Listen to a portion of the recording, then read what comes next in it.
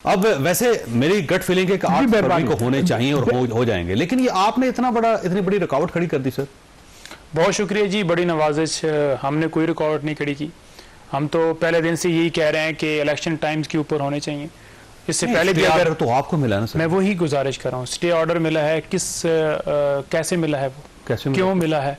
हम गए थे लाहौर हाई कोर्ट में और गुजारिश ये की थी कि जो बदनीति इलेक्शन कमीशन की नज़र आ रही है, DROs लगाना इंतज़ामिया से।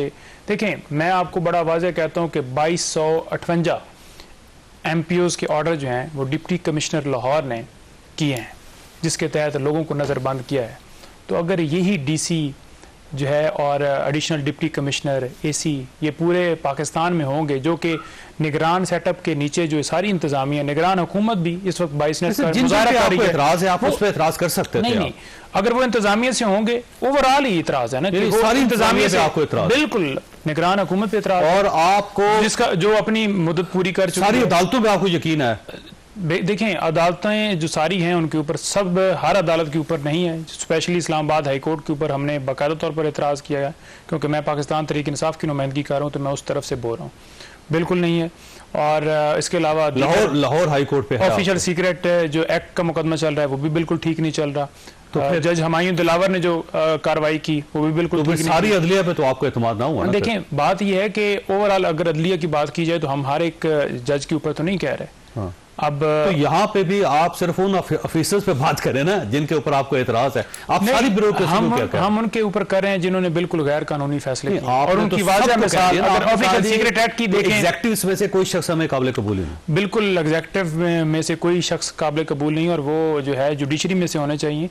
और अगर आप ठीक है, फ्री एंड फेयर इलेक्शंस के लिए ऐसे बंदे होने चाहिए जो कि किसी की डायरेक्शन ना लें। सर वो तो अदालत के भी बंदे ले सकते हैं ना। वही मैं कह रहा हूँ कि अदालत से अगर सेशन जज, एडिशनल सेशन जज वो अगर तैनात होते हैं तो वो ठीक है, क्योंकि उनके ऊपर जो है हुकूमत के अंडर तो नहीं आते। वो भी एडिशनल सेशन जज हैं।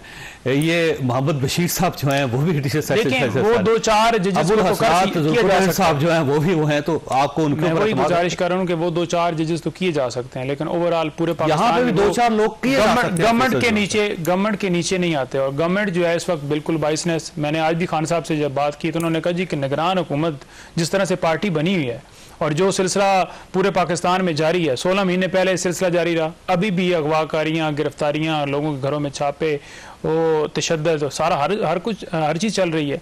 तो जब ऐसा सिलसिला होगा कि एक 22 जो वाज़ह तौर पर नज़र आ रही है, तो वो DC वो कैसे वो मेरिट के ऊपर करेंगे। और ये धांधली की एक उस इलेक्शन के लिए अगर ये चलेगा अगर आपकी वजह से, तो फिर जिम्मेदार कौन होगा? देखें, हम तो ये कह रहे हैं कि 8 फरवरी को इलेक्शन होना चाहिए।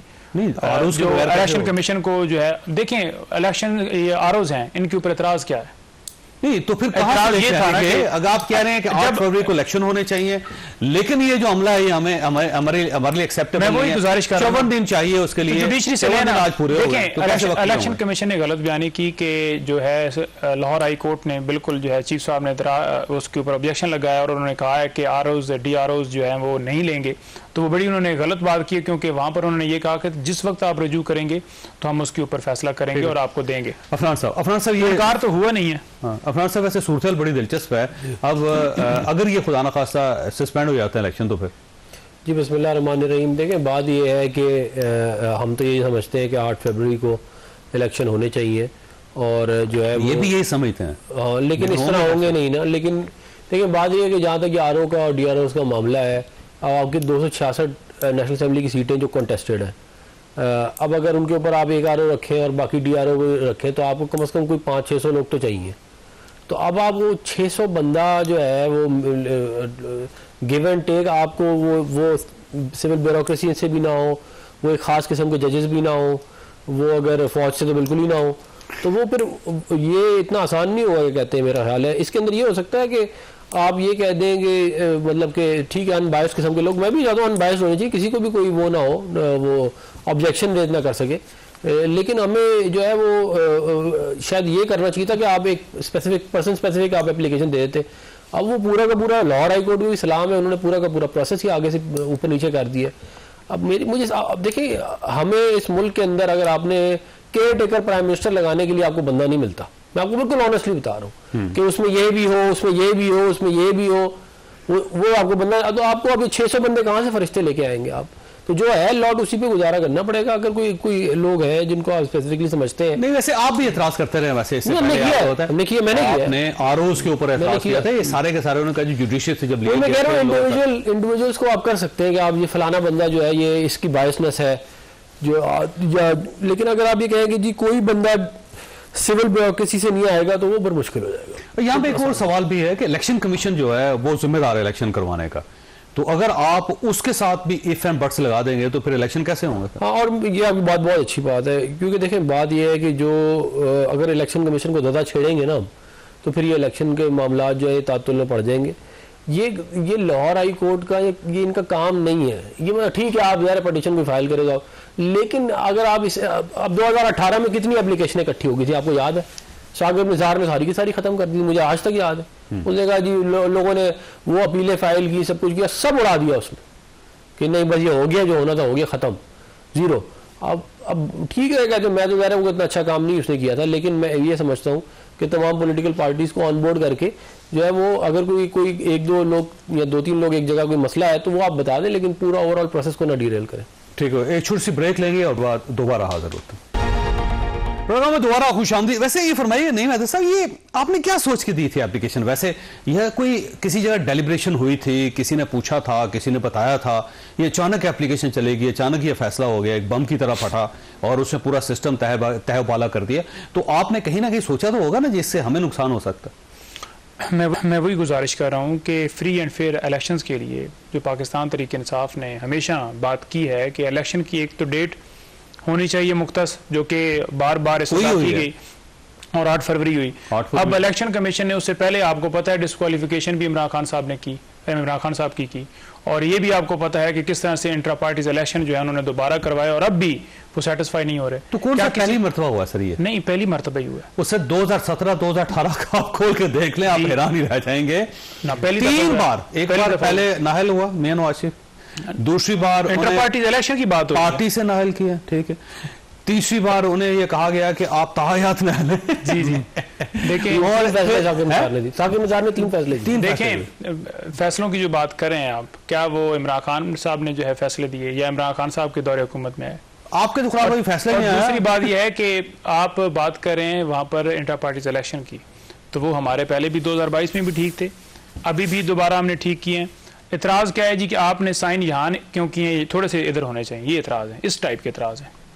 तो बाकी जमातों ने सिर्फ नोटिफिकेशन लगाए हुए हैं। 2002 में जब ये इलेक्शंस हो रहे थे, पाकिस्तान पीपल्स पार्टी के साथ एग्जैक्टली ये हुआ था, उनकी पार्टी बैन हो गई, उन्हें नई पार्टी बनानी पड़ गई जिसे पाकिस्तान पीपल्स पार्टी पार्लियामेंटेरियन कहते हैं, और आसिफ अली जरदारी साहब उसके चेयरमैन, उसके प्रेसिडेंट जी। तो ये कोई नई बात नहीं, मैं पहले कर रहा हूँ। तो बड़ा आपने अच्छा किया है ना कि आप मुझे उसी तरफ लेकर जाना चाहते हैं जिस तरफ मैं जाने लगा था। और मैं ये गुजारिश कर रहा हूँ कि इमरान खान साहब ने मरूसी जो सियासत है उसका खात्मा किया है और बड़ा वाज़ह तौर पर वो बिस्टर गौर की शक्ल में आपको नजर आया।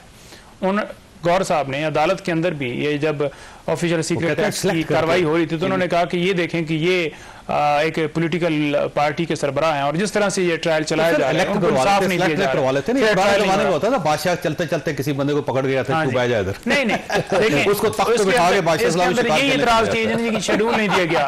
हमने 29 तारीख को बकायदा शेड्यूल दिया चौधरी साहब, और जगह भी मुख्तस की 2 तारीख, और उस प्लेस के हवाले से बकायदा तौर पर इलेक्शन कमीशन को लेटर लिखा। लेकिन इलेक्शन कमीशन ने बकायदा उसके ऊपर उसके ऊपर जो आईजी के आरोप छोड़े, फिर तो आपको इलेक्शन कमीशन ही पसंद नहीं है ना।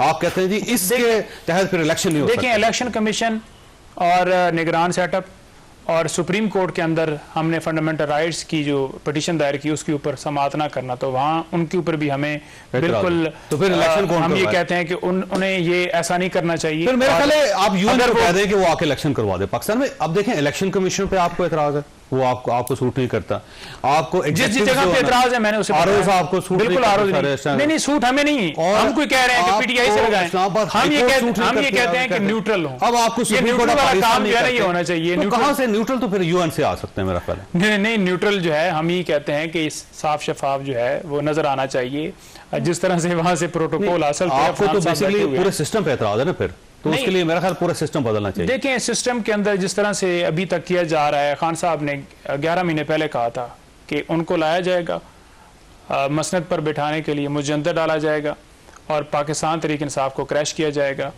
केसेस बनाए जाएंगे, मुझे डिस्क्वालीफाई किया जाएगा। वो सारी चीजें 11 महीने पहले की। तौर पे पता चला उनको, या उन्हें पता था कि मैंने जो कुछ किया हुआ है उसका नतीजा ये निकल? नहीं, उसका नतीजा ये निकलना है कि उन्हें पता होगा कि वो बाहर से आएंगे। तो जिस तरह से उन्हें हटाया गया, खान साहब बाहर गया वो तो उसने अंदर आने आना है। किधर अंदर आना है? कैसे आना है? कैसे आ सकता है? भुट्टो ये जैसे आए हैं, उसमें लोग कहते हैं इन्होंने वापस आना ही आना। नहीं, ये जैसे आए आपके सामने कैसे प्रोटेक्ट। मैं वैसे आज मैं प्रेडिक्शन करता हूँ जी कि इमरान खान साहब कभी ना कभी जेल से रहा जरूर होंगे।